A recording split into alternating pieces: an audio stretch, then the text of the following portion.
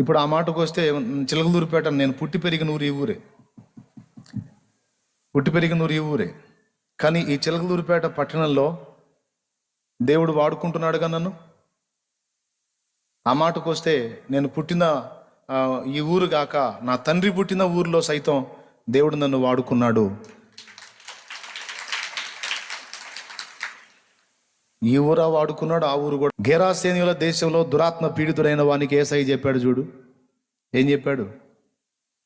యేసయ్యా నీతో పాటు నేను కూడా వచ్చేస్తానని అతడంటే, నీవు పోయి దేవుడు నీకు ఎట్టి కార్యములు చేసినో నీ ఇంటి వారికి తెలియజేయమన్నాడు. ఏ ఊరు ఆ ఊరు ఈ ఊరు వెళ్ళమని చెప్పాలా, ముందు నీ ఇంటి వారికే తెలియజేయమన్నాడు. ఒక సేవకుడు ఫస్ట్ ఇంట గెలవాలి, ఇంట గెలిస్తేనే రచ్చ గెలవగలుగుతాడు. కాబట్టి అవకాశం ఉన్నంత వరకు ఇంటిని గెలవటానికే ప్రయత్నం చేయాలి.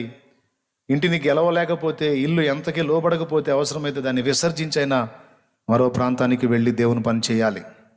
సహోదరులు భక్త సింగ్ గారు ఫస్ట్ ఇంటిని గెలవడానికి ప్రయత్నించాడు, ఇల్లు తిరస్కరించింది. ఇంటిని విసర్జించి వచ్చి ఒంటరిగా దేవుని పని చేసి దేవుని కొరకు కొవ్వొత్తిలా కరిగిపోయి అనేక మందిని వెలిగించి వెళ్ళిపోయాడు ఆ మహనీయుడు. కాబట్టి మొదటి ప్రయత్నం ఇంటి దగ్గరే జరగాలి.